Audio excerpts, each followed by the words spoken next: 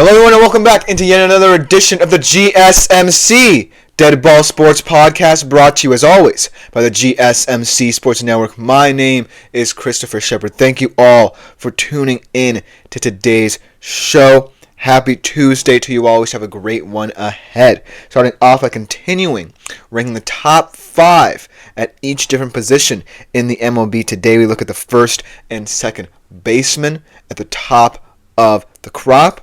Then we look at a Mavs-Lakers matchup that will be the first since that historic trade that saw Luka Doncic go to LA, and it should be a good one tonight. We're going to be talking about another potential domino that could fall this free agency cycle with Vladimir Guerrero Jr., but could be the marquee story of next year's free agency period. But we're going to be talking with potential landing spots that could happen either way. And then last but not least, if you're a Man United fan, you may want to cover your ears for this one, because I will be assessing the state of the team when this rebuild could suddenly start to get going a little bit, or if it never will in this period of time.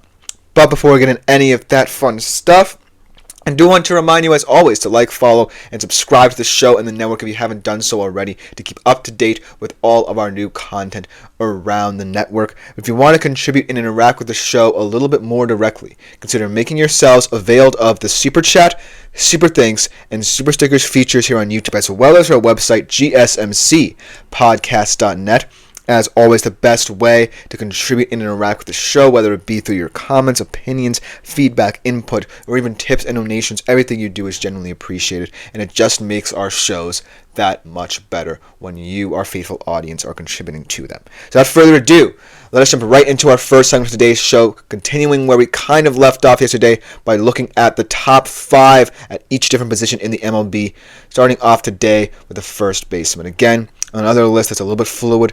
You might be a little bit skeptical about some of the people on this list's inclusion, but ultimately, I believe that all 5 of these guys are going to have a massive impact on the 2025-26 MLB season.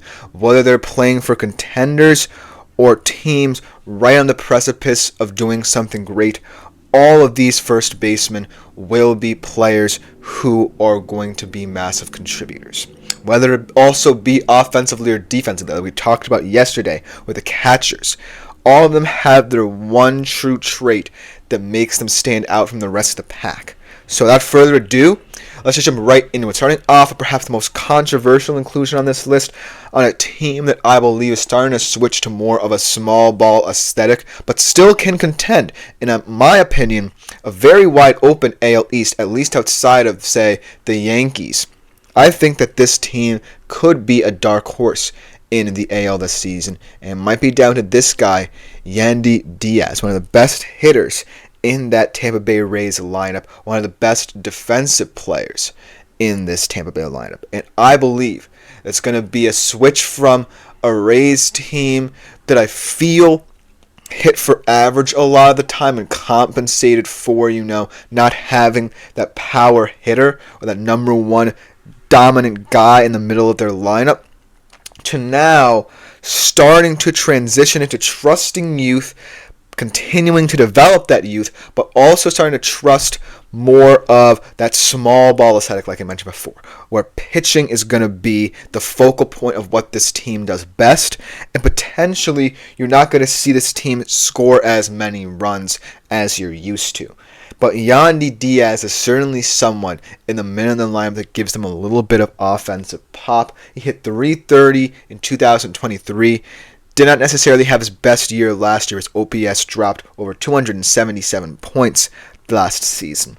But he is still someone who can really help the outlook of this squad, bolster this team when it's needed in the middle of that lineup, and furthermore, allow for this youth movement in Tampa to get going. There are going to be a lot of young players coming up through the system in Tampa. But Yandy Diaz could be a mentor. He could be potentially, we don't often say this term in the MLB, but the bridge option for several talented infielders. And most importantly, still be a focal leader in this clubhouse. So I really love the outlook of what he's going to project to do this season for Tampa Bay. But then at number 4, a guy we're going to be talking about a lot today, Vlad Guerrero Jr. Now, I have truly believed that a lot of what has marred his reputation has stemmed from these contract talks, and most importantly because the Blue Jays haven't really done anything to supplement the roster around both him and Bo Bichette. They kind of failed in signing a guy in Pete Alonso who very certainly could have been another power bat and could have given them one of the deepest batting orders in the MLB. But I truly think that Vlad Guerrero Jr., no matter where he ends up, or even if he stays in Toronto for the time being, will be one of the premier first basemen in all of baseball. Throughout his past 132 games, he's batted .346, has had a .412 OBP, and a .588 slugging percentage, has 69 extra base hits, and 73 strikeouts only, and he only turns 26 next month. That's incredible to behold, the stats he's been able to put up throughout his career. And I feel like all these teams who are kind of in on him this season, and if he doesn't sign a new contract either with Toronto or tries to ply his straight elsewhere and this extends into next season, all the teams will be back in on him because he's just that special of a player. Now, will Toronto most likely project to be 5th in this very tough AL East? Yes. Does that mean that it will be because Vladimir Guerrero Jr. does not live up to expectations? No. Because I truly believe that he is the best player, at the very least, in terms of a pure hitting perspective on this roster. And that's why this Toronto Blue Jays team, can stay in the thick of the AL East, at least in my opinion, wild card picture. But still, it's going to come down to Vladimir Guerrero Jr.'s future for the Toronto Blue Jays to project any better than that. So he remains a premier first baseman, but where he's going to end up in the long-term future is going to be the ultimate question. But at number 3, perhaps the most consistently healthy player on this list, and for this team for that matter, Mr. Matt Olson. I love this guy just because of his health on a Braves roster that has been plagued and beset by injuries for the past couple of years. And he is, in my opinion, the paragon of consistently offensively for this Atlanta Braves roster.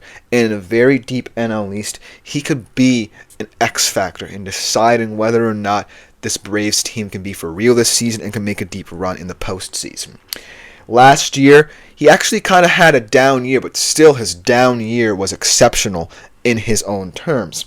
OPS plus of 118, 29 homers, 37 doubles, 98 RBIs. And most importantly, here's the thing about Matt Olson.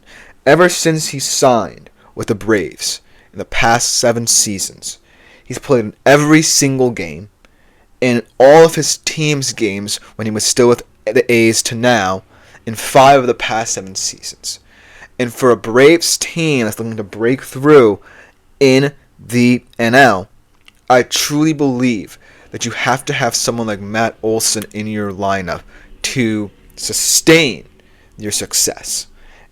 And now, with the revitalization of this team, and with Ronald Acuna Jr. coming back, the youth that you have in your infield, your pitching rotation being very deep, even though you lose Max Fried to the Yankees, I think that the Braves can actually make a deeper run than people think, and maybe be the ultimate favorite in the NL East. And it's all because they have a guy like Matt Olson who they can rely upon to play consistently and consistently well, for that matter. So that's why he sits at number 3. But he sits behind a fellow NL East counterpart in Bryce Harper. And while both of them have comparable careers in that they played for very successful teams but haven't really broken through, well, Matt Olson did a couple of years ago, but turning over to Bryce Harper, he still remains one of the best contracts in MLB history, at the very least in the past decade. Right now, He's in the 7th year of his 13-year deal, and he has been one of the most successful players in the MLB during that time. He's generated 23.3 WAR and 152 home runs. And he's still only 32 years old. He has been truly a pleasure to watch throughout his MLB career, no matter where he's ended up. And now he's with the Phillies, and he's looking to make deep runs in the postseason. Now he's going to become the focal point of the NL East and this Philadelphia Phillies team. And I think that most importantly is beginning to leave a legacy in this division. This will be the year, ultimately, that he will have his 350th homer, compile his 1,000th RBI, and collect his 400th career double. That's incredible to behold. But unfortunately, there's still someone better who has stood the test of time for just a little bit longer. And that is the incomparable reigning World Series MVP, Mr. Freddie Freeman. This perhaps is going to be the last player that we're looking at here on my screen to be a unanimous selection to the Hall of Fame. That's how good Freddie Freeman has been throughout his career. He has had the most memorable postseason performance of all time, perhaps last year. Part of 2 championship teams, won the MVP award, 8 top 10 finishes, 8-time All-Star.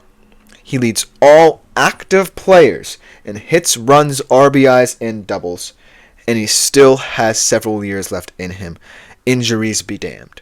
He is truly a marvel to watch, and he could still be the last player, one of the last players to reach 3,000 hits in this generation.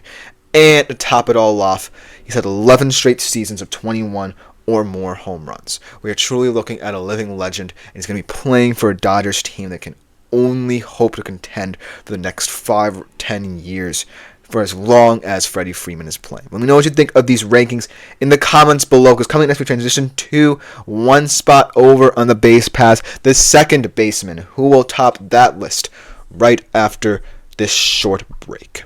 I feel like I'm losing my mind. Is everybody in the world blind?